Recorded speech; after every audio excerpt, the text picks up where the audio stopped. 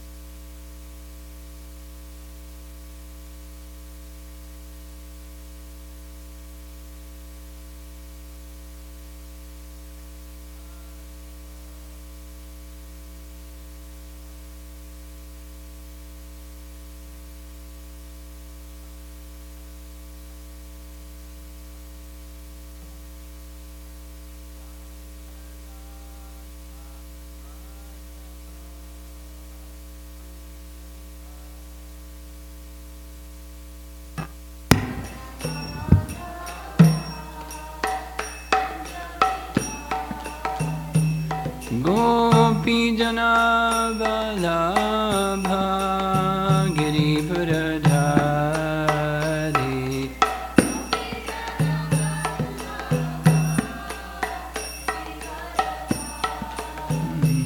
Gopi Jana Vallabha Girivardhari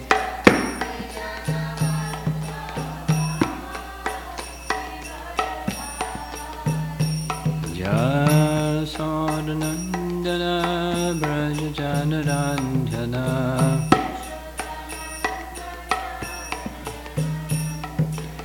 Jasodanandana Braja Janaranjana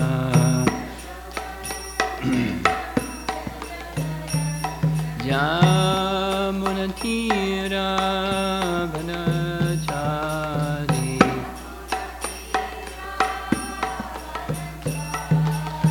Jamunatira Vanachari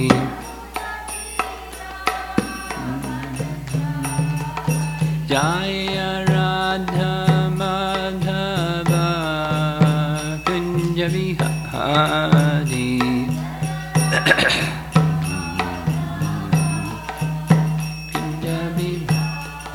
Jaya Radha Madhava Kunja Vihari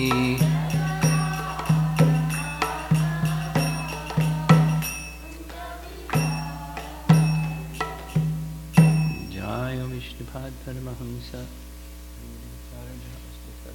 Srimad His Divine Grace A.C. Bhaktivedanta Swami Srila Prabhupada Ananta Koti Vaishnavadinda Ki Grantaraj Srimad Bhagavatam Ki Gaur Premanandi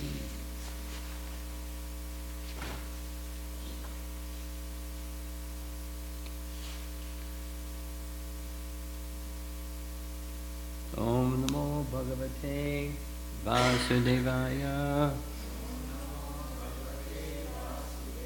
Om Namo Bhagavate Vasudevaya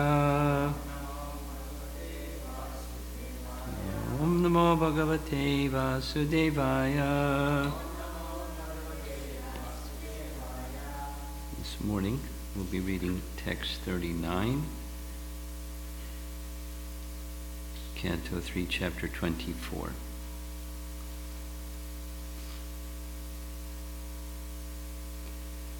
Mam Atmanam Swayam Jyoti Sarvabhuta Guhashayam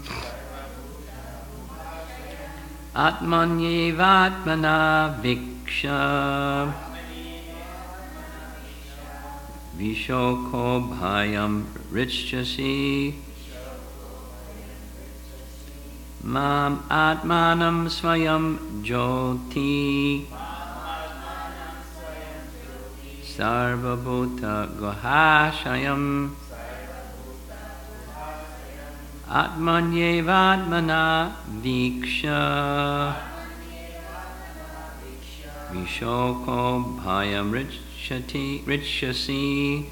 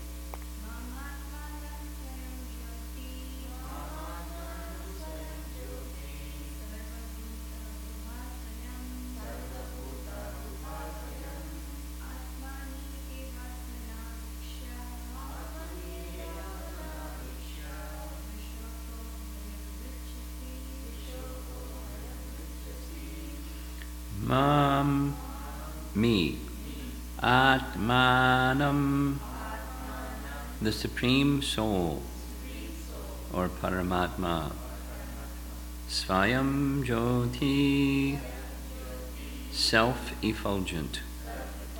Sarva Bhuta, of all beings. Guha, in the hearts.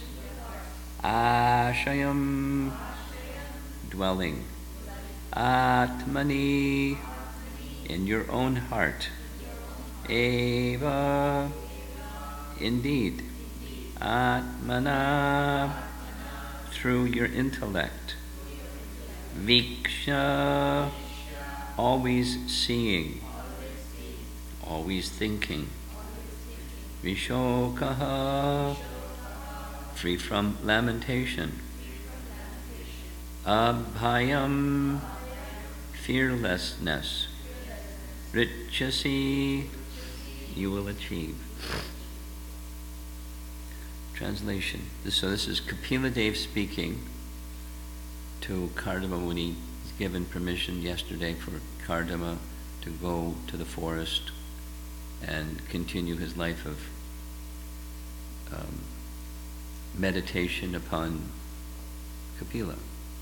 In your own heart, through your intellect, you will always see me, the supreme, self-effulgent soul, dwelling within the hearts of all living entities. Thus you will achieve the state of eternal life, free from all lamentation and fear. Purport. People are very anxious to understand the absolute truth in various ways, especially by experiencing the Brahmajyoti or Brahman effulgence, by meditation, and by mental speculation. But Kapila Dev uses the word mam to emphasize that the personality of Godhead is the ultimate feature of the absolute truth. In Bhagavad Gita, the personality of Godhead always says, mam, unto me. But the rascals misinterpret the clear meaning. Mam is the Supreme Personality of Godhead.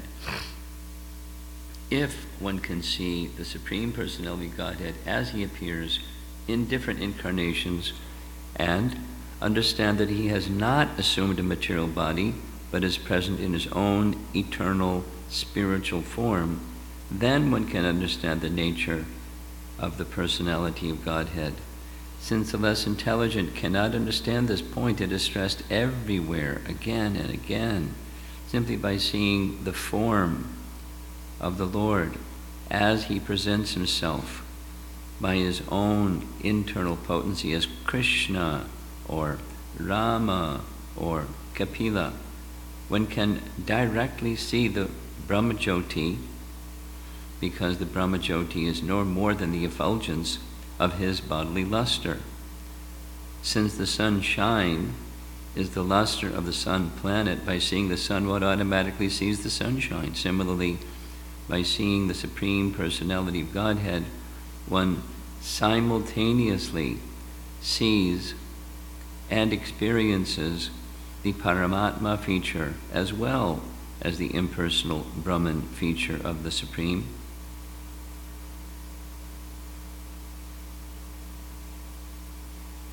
Paragraph. The Bhagavatam has already enunciated that the absolute truth is present in three features. In the beginning, as the impersonal Brahman, in the next stage as the Paramatma in everyone's heart, and at last as the ultimate realization of the absolute truth, Bhagavan, the Supreme Personality of Godhead. One who sees the Supreme Person can automatically realize the other features, namely the Paramatma and Brahman features of the Lord.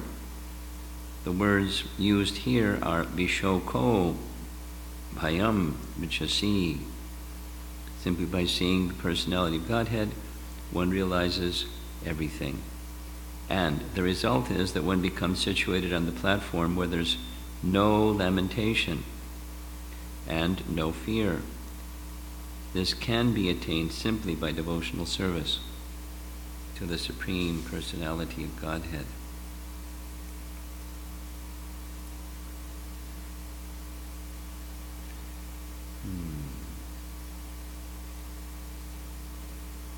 the verse again. In your own heart, through your intellect, you will always see me, the supreme, self-effulgent soul, dwelling within the hearts of all living entities. Thus, you will achieve the state of eternal life, free from all lamentation and fear.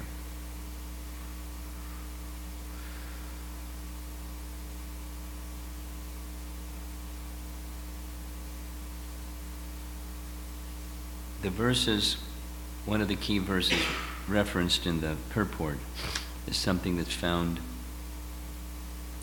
in Canto 1, Chapter 2. A very important verse. There's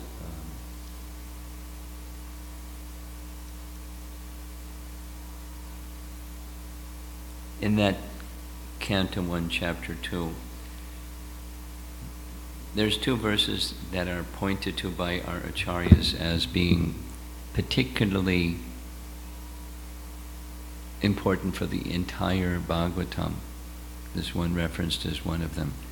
The primary one is the one that states that Krishna is, Swayam Bhagavan Krishna is the fountainhead or source of everything. Everything comes from him. Same as he states in Bhagavad Gita.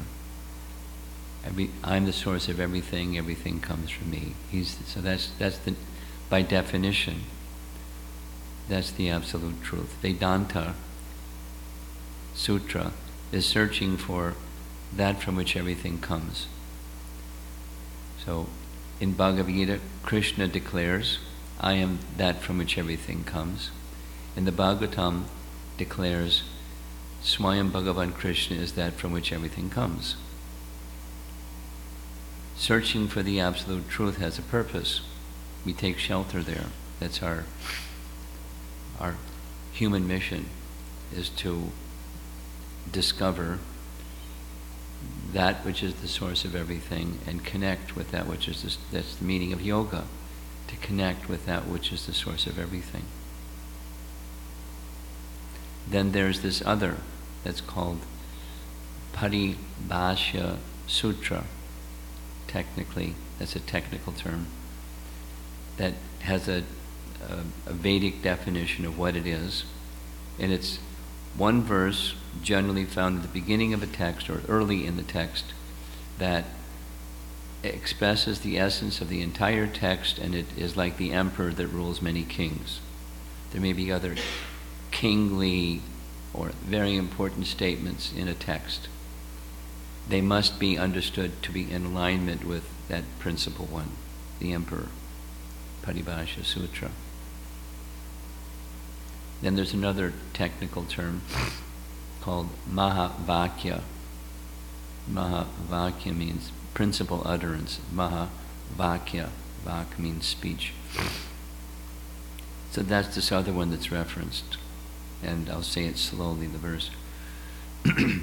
Vedanta tat, tattva vidvas, tattvam yajnanam advayam, the non-dual nature of the absolute truth, by those who are learned Vedantists, Vedanta vid, they know the Vedanta. So what's that non-dual substance that learned persons that know Vedanta say? Brahmeti, Paramatmeti, Bhagavaniti, Shabdyate. Very short, very packed up little verse that says, again, those who are realized knowers of the truth, they understand that the absolute, the non-dual reality of existence has three features: Brahman, Paramatma, Bhagavan. Interesting. They're all non-dual. Bhagavan is non-dual. He is of the absolute nature. He is absolute. There's no duality in him. As Prabhupada is pointing out in the purport, it's a mistake some commentators make to say that when Krishna appears, there's an inside Krishna and the outside Krishna. There's no inside out, like we have an inside outside. We have a body and we have a soul. So the soul is the inside and the body is the outside. And we're not the body, we're the soul. That's, for us, there's a distinction between the body and self. For Krishna, there is no distinction. There is no distinction. Mudho yam nabijanati.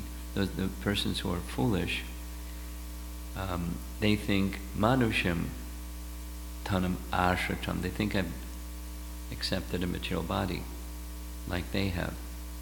I'm like one of them, but I'm not one of them, those foolish people, because my body and myself are the same.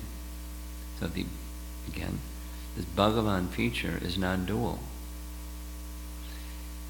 The form and the person, the entity that has the form, there's no difference. That's the nature of the absolute realm. And this Bhagavan feature has another aspect, and that's the Paramatma feature.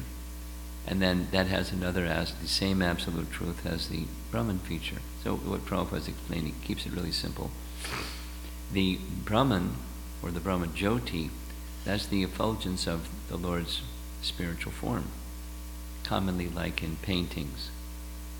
There's an effulgence around part of Krishna's body, generally like saintly people, they show effulgence around their head or the upper part of the upper torso, effulgence. So that light is connected to the self, so there's no disconnect. Krishna has effulgence. Wherever there's Krishna, there's effulgence. Wherever there's effulgence, there's Krishna. They're inseparable. So the Jyoti, the Brahma Jyoti, is an aspect of that same absolute truth. And then comes the Paramatma feature, which is being described in the, to some extent, is being described in the purport, or the verse. Situated in the heart of every living entity is Bhagavan expanded. And Bhagavan expands everywhere in that feature, the Paramatma feature. Something that I learned from Radhika Raman, it's a devotee that did his PhD at Oxford University in 3 verses of Jiva Goswami's Sandarbhas, and Paramatma Sandarbha specifically.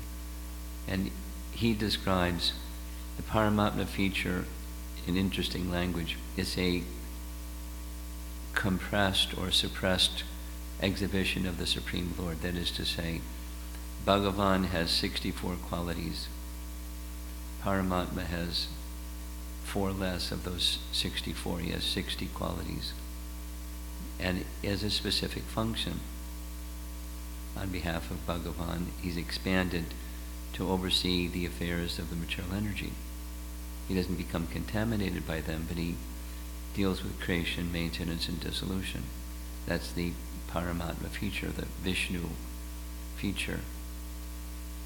So that Vishnu feature and the Brahmajyoti feature and the Bhagavan, Krishna's to Bhagavan Swayam feature, they're all of the same absolute nature. There's not duality within them. So now how does that fit into what the verse is saying and the purport is saying? It connects to the word mam. Mam is a personal pronoun. Me, unto me, not just me, but unto me. Possessive pronoun. Think of me. Or man, mana, bhava mad bhakto, madhyaji mam, namaskuru. It's personal. So it's a pronoun, and there are followers of the Vedas. Particularly, there's the Gyanis, those that like the Upanishads, that speak of that same absolute in a pronoun as tat. That pronoun, that, refers to whatever that is, whatever the source of everything is. That's the absolute truth, so it's tat. So they interpret, because they're Gyanis, they interpret that tat means impersonal Brahman. And if you take that position, then what happens to Paramatma and Bhagavan? They disappear. Philosophical magic. It's like the rabbit in the hat. See the hat? There's no rabbit. And then they stick their hand in and pull the rabbit out, and then they put the rabbit back in the hat, and the rabbit's gone. They say, the Gyanis that study the Upanishads say that word tat refers to Brahman, and all there is Brahman, and anything else is not Brahman. Anything else is anywhere there's the appearance of more than one thing, that's Maya. So the form of Krishna's body is Maya. This idea that there's a Paramatma feature, that's Maya. And they just whitewash the whole, these series of distinctions that Prabhupada says, it's in the Vedas again and again and again and again and again and again and again, because there's a tendency to go that other way. That go that other way is a philosophical, basically word jugglery that says, I'm the Supreme. And here's our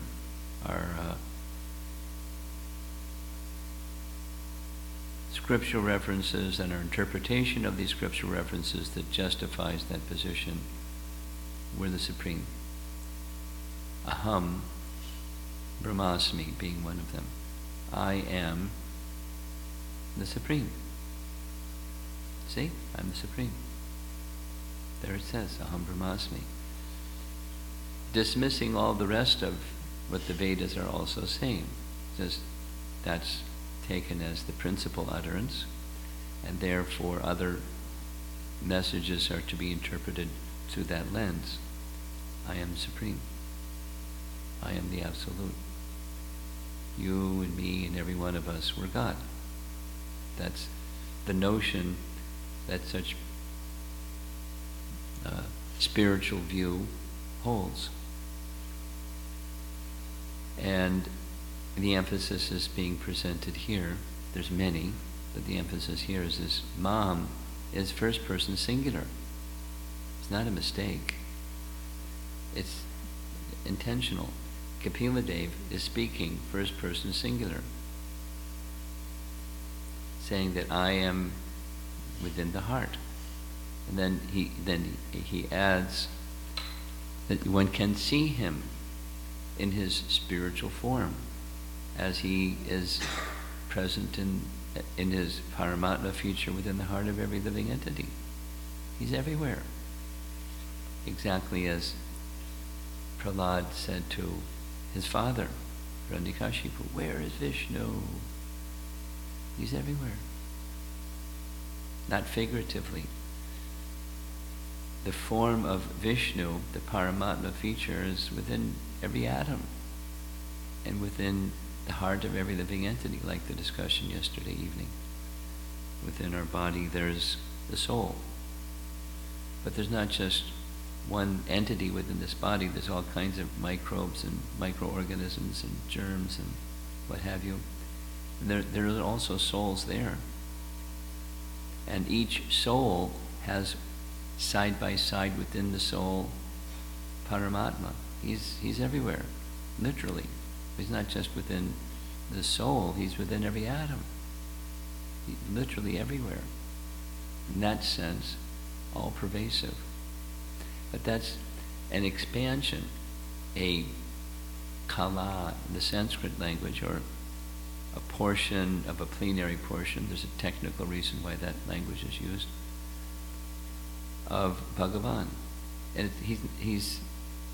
so we can say Krishna is in the heart of every living entity, which is true. in his Vishnu form, in his Paramatma form. So he's giving this benediction, Kapila is giving a benediction to his pure devotee, Kardama. When you go to the forest and engage in your meditation, you will see me. In your heart, always. And it's worth noting, in the Sanskrit word for word, viksha, atmani, evatmana, viksha. Viksha is translated word for word as always seeing, as well as always thinking. Iksha, it's your eyes. You see things with your eyes. But you don't see Paramatma with your eyes. You see with your pure consciousness. It becomes revealed in the heart, not with material eyes, but with, you could say, with spiritual eyes. Then Prabhupada puts comma, always thinking. So, thinking, it's interesting. When one, supposing you have family members, most of us have family members, some, parents or sisters or family members or children. And if you think of them,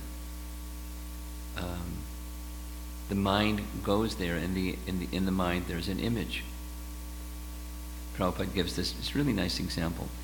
Sometimes, it's less common these days, that I used to see it regularly, people would sometimes keep little baby shoes. So when they see the little baby shoes, they see their little baby. Now the baby is now grown up, a young child or youth or whatever.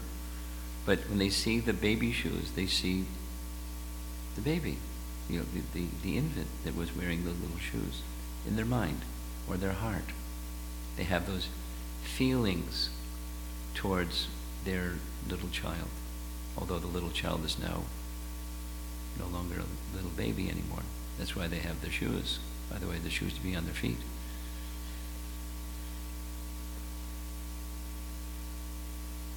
Or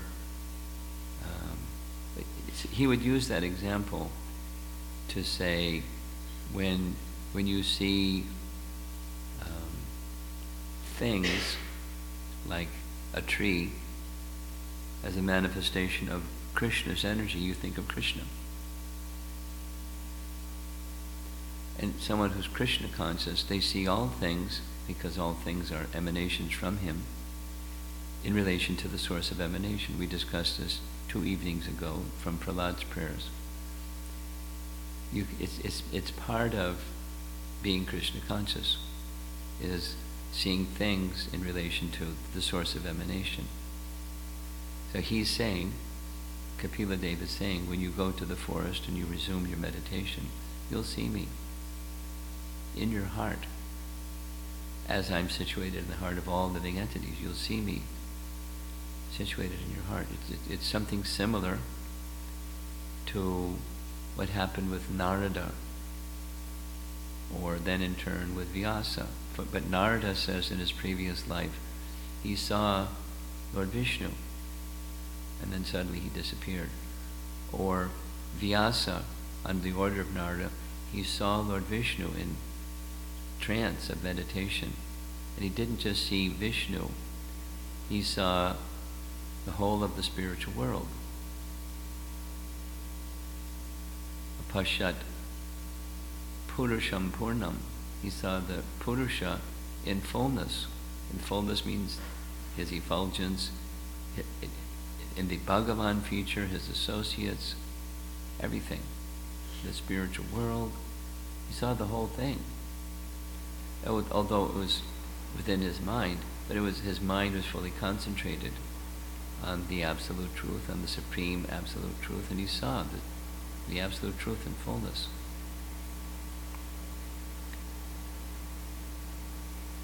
So Kapila Deva is saying, you will see me.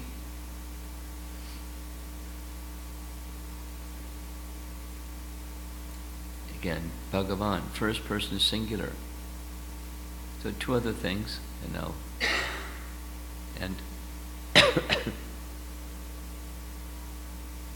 there's one of the many nice verses in Brahma Samhita says, I'll say it in general, one who is a devotee, who is fixed in devotion and devotional love, will see not just Paramatma, but will see the Shama Sundara form. That's the Bhagavan feature within the heart. No, it's the Paramatma feature that's in the heart. But the Supreme Lord reciprocates with the devotion of each devotee as he appeared in the form of Nrsingadev for Prahlad, or he appeared in the form as Lord Ramachandra for Dasarath, and etc. He appears in the form of one's devotion. So if one has devotion for Shyamasundar, he'll appear in the heart as Shyamasundar. Premanjana Charita Bhakti Vilochanena Santak Sadaiva Hridayeshu Vilokayanti Yam Shyamasundaram Achincha Guna Swarupam, with inconceivable qualities, infallible, perfect spiritual qualities in his spiritual form. Govindam Adipurusham Tamaham Bhajami. So because Kardama Muni is a devotee, not just a meditator, yogi, mystic, he's all those things, but he's a devotee above all. He's going to see the form of Kapila. So it's not a contradiction, because there's different aspects of the absolute truth. And the other aspects, the Brahman and Paramatma aspects, they rest, or they find their pratishta, their basis and support, in the personal feature. The very last verse of the Modes of Material Nature chapter 14, Bhagavad Gita, Krishna makes that statement. Brahmano, he, pratishta, aham. Again, it's first person singular, aham. I am the pratishta, the basis and support, existential basis and support of Brahman. Brahmano, he means certainly. Certainly, I am the pratishta of Brahman. The effulgence comes from the person. And within that effulgence rest so many other things, but I am the pratishta of that which is the rest of so many things. I am the absolute truth, in other words. Brahman is an aspect of me, and it rests upon me.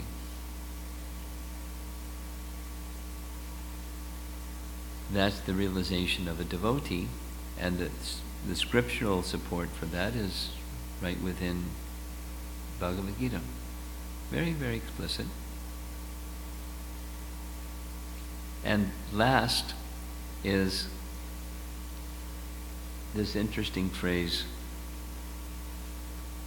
through your intellect.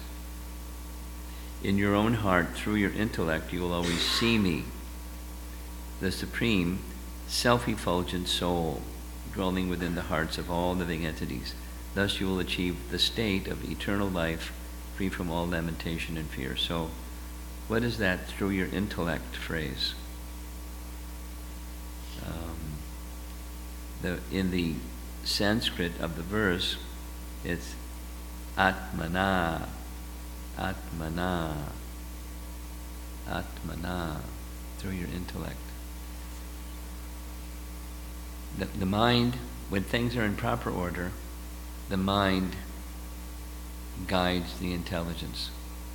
When things are in disorder, the mind rules and the intelligence serves the mind. Material intelligence becomes the servant of the mind. But there's a nice verse in Bhagavad Gita where the indriyas are above prakriti, material nature. Above the indriyas or senses is the mind. above the mind is the intelligence, and above all is the soul. And of course, above the soul is the Supreme Soul. Yoga is to connect the soul with the Supreme Soul.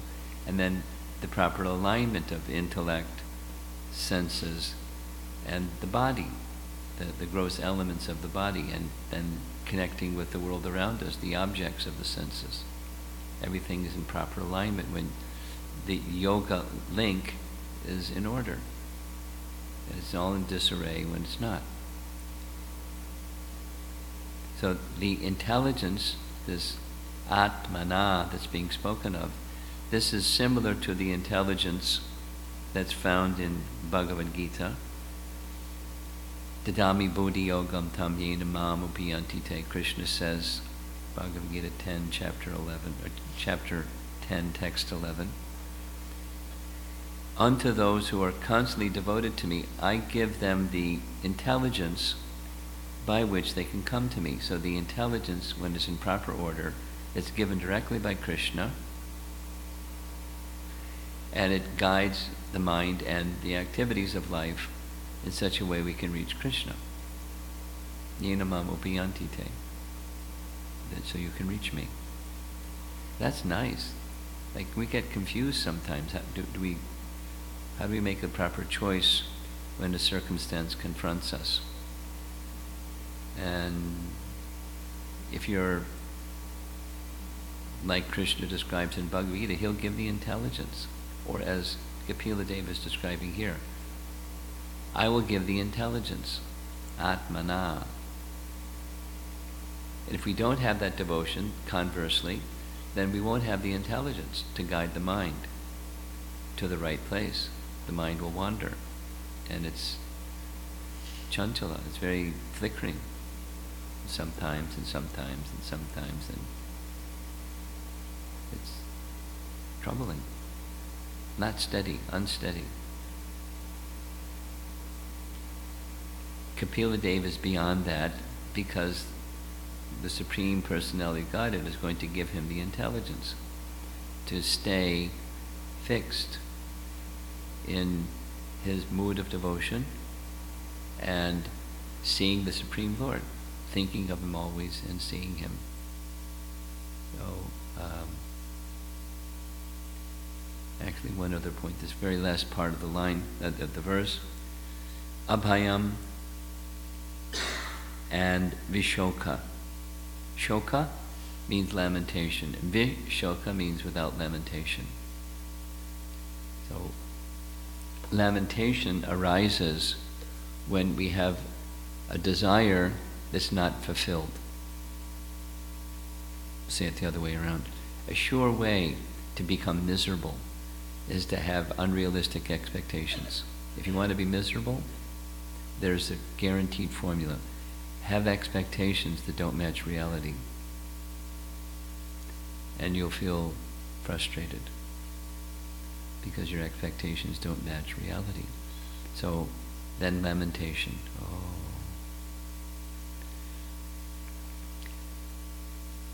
The stage of connecting with the Supreme Personality of Godhead is there aren't material kind of expectations. The expectation is Krishna is very kind. And then whatever comes from Krishna is fine because Krishna is very kind. It's a realization of someone that has Krishna consciousness. You know, like Prahlad. He's not, hey, I'm a devotee. Why are you putting me through this difficulty? Not fair. I'm good. I'm nice. I'm a little boy, you know, why put me through a difficulty like this? Not fair. There's no lamentation. The circumstance isn't determining happiness and distress. That was the message from yesterday evening. Those two masks, happiness. Prahlad is saying, no, thank you. I only want one thing. What's that one thing? I want the association of your devotees, your exalted devotees, who can teach the way of always remaining fixed in your devotional service, fixed at your feet, serving you favorably. So desire doesn't have to become zero. Desire has to become in connection with the Supreme. And when that's there, vishoka. No shoka. No material harsha either. No material happiness. It's not a goal of life. Material happiness. Let me get something and then I can be happy. And if I don't get that something, or the something I get and then it goes away, shoka. Vishoka. It's Vaikuntha, another way. No anxiety. No lamentation. And fear, bhaya, is the place of consciousness of fearlessness. And one can be, a macho bully or something and, no fear. It's a bluff. The reality is that this is a place where we don't know what's going to happen next. We're going to get in our car and go back to where we came from, and we don't know if we're going to get to our destination. I mean, well, good chance, but we don't know. And at some point, we're going to start our day, and the day isn't going to end. I mean, the day won't complete. Excuse me, the other way around. That we know for sure. Death is certain. We don't know when, but we know it's for certain. So there's built into life is death. Krishna says it very plainly in Bhagavad Gita. Whatever takes birth, death is certain. Whatever dies, birth again is certain. Of course, unless one becomes free from the cycle of birth and death. There's just certain things that are fear-producing.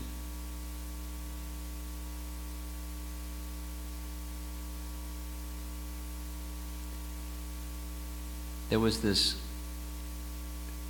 publicity at one point in time when Walt Disney died. He was extremely wealthy. One of the things that he did was he had his body frozen so that when they figured out how you could become eternal, they could thaw his body out and he could live again eternally. Far out, huh? The world of fantasy, Walt Disney. Technology can do anything. Technology can't defy Janma, Mrityu, Jara, Vyadi. Those are infallible features of this material world. And so how to go beyond fear is go into the spiritual realm. There's nothing to be gained and nothing to lose. Everything is eternal.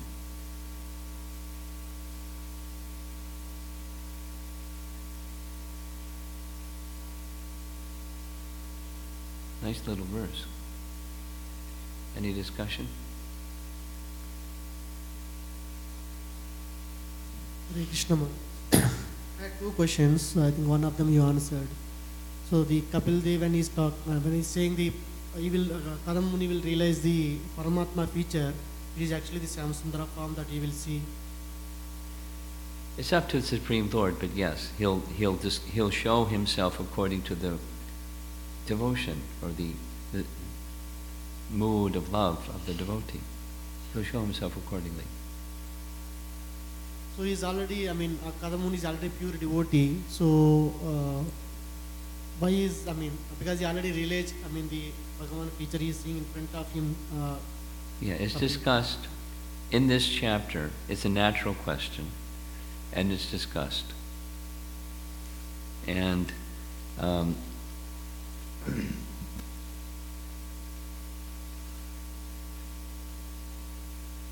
he's setting an example.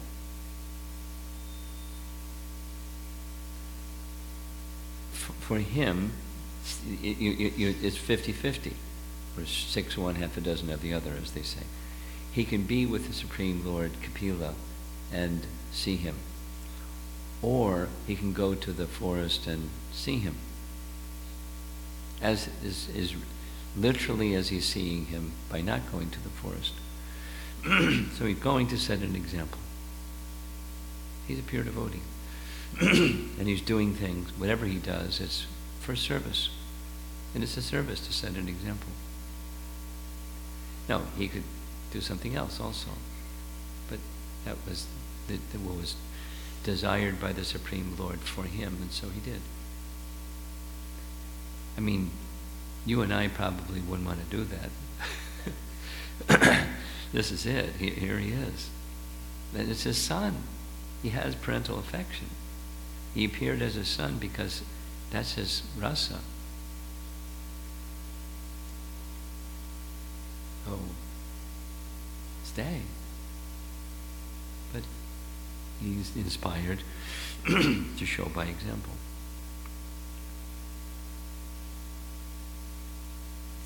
Second question? You got both of them? Okay. Anything else? Yeah?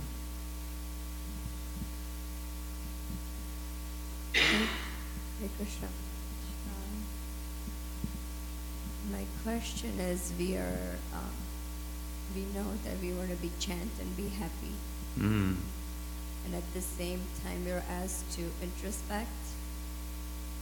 And when I find myself doing that, I find there are things that don't make me happy. This introspecting, some of the shortcomings, the blind spots, things like that. Okay. So my question is so I don't want to work on those because I feel like they're too much, overwhelming. Okay. So should one try to work on them as alongside chanting, or just chanting with the time will take care of those things? I got the question. Well, it can work either way. And Prabhupada has at times spoken in both directions. That is to say, the direction that you're just do your chanting and in time they'll go away.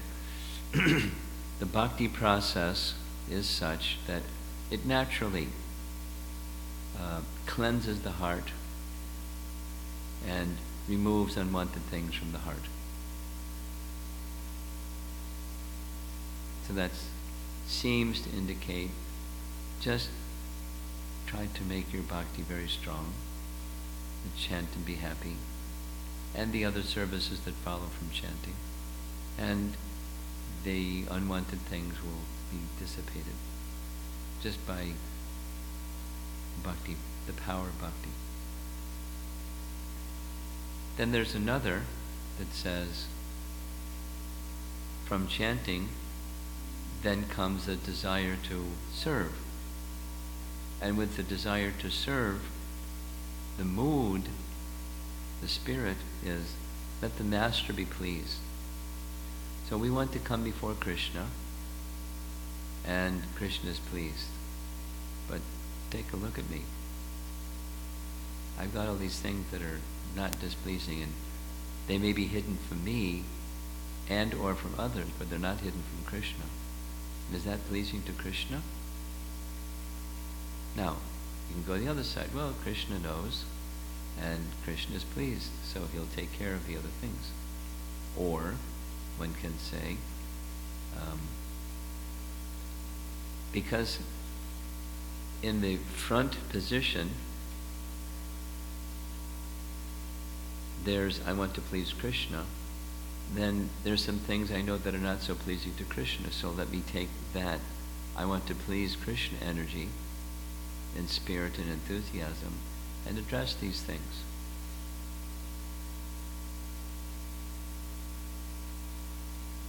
So, anartha nivritti, eradication of unwanted things, anartha nivritti, comes on the strength of bhakti.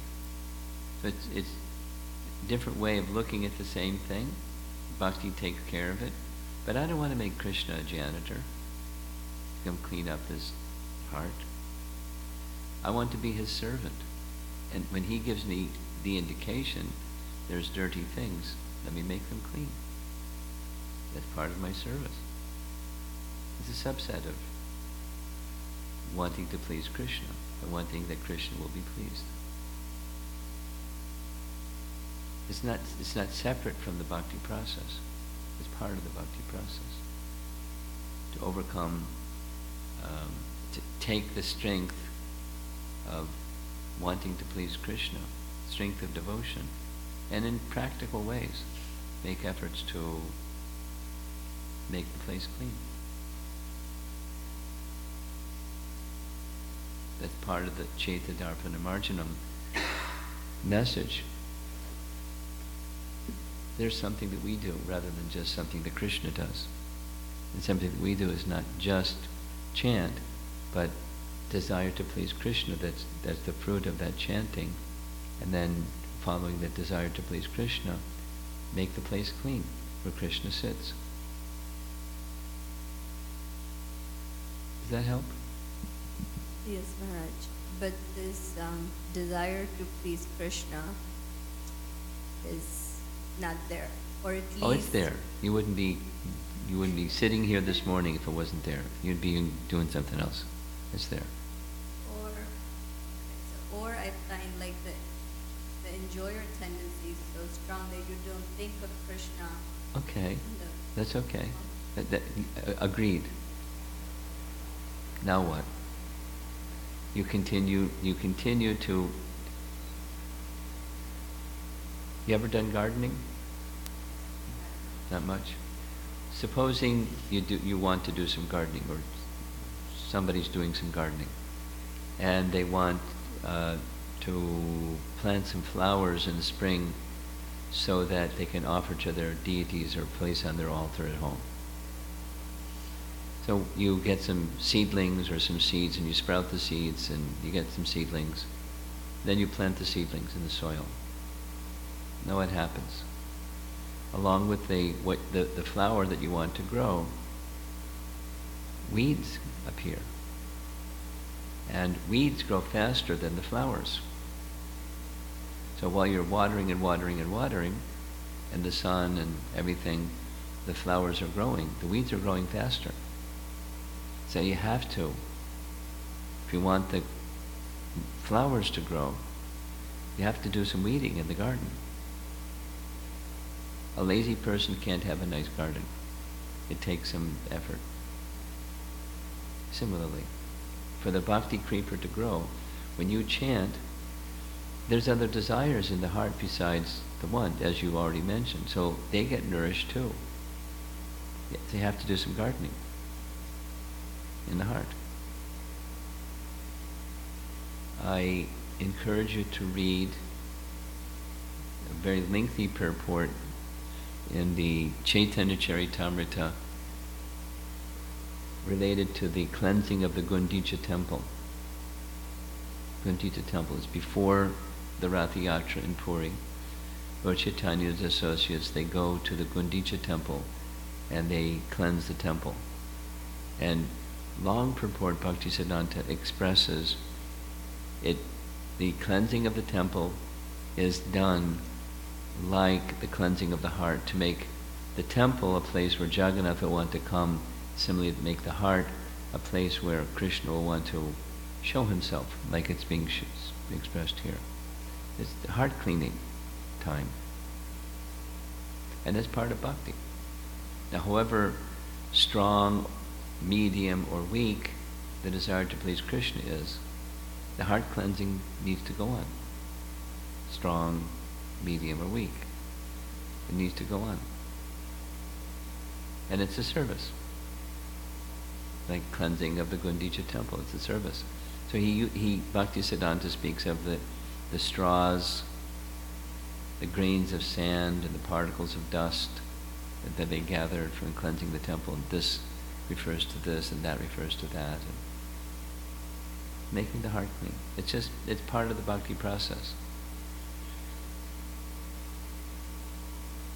Important is to make sure that the purpose is to please Krishna. Bhakti is in the foreground. And on the basis of that, Krishna is to be pleased, let me make the heart clean. It's a service. As much as, cooking for your family, or chanting your japa, or going to work, or any of the other things that you do, those services. Ultimately, the services to Krishna. And this is also a service to Krishna. It's a subtle, but it's a service to Krishna, so that Krishna will be pleased. So that when you come before him, there's a big smile. That's what we want. Krishna should be pleased. So there's a service towards that objective.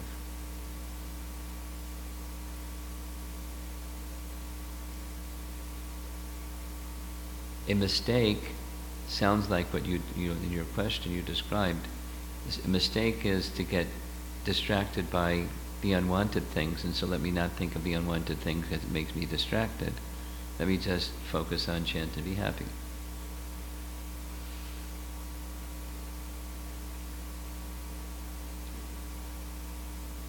The bhakti process, so both perspectives, the bhakti process cleanses.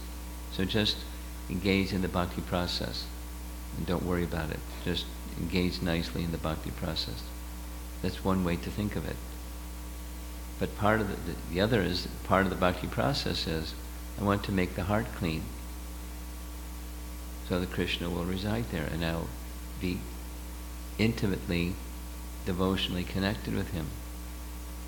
So that's part of the bhakti process. It's not separate from, it's a subset of, or it's an element contained within the bhakti process. Make the heart clean. So it requires some effort.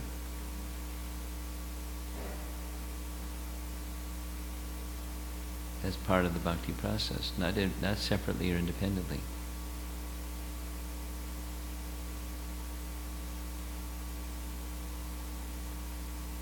We've done? Hare Krishna. Srila Prabhupada ki jai.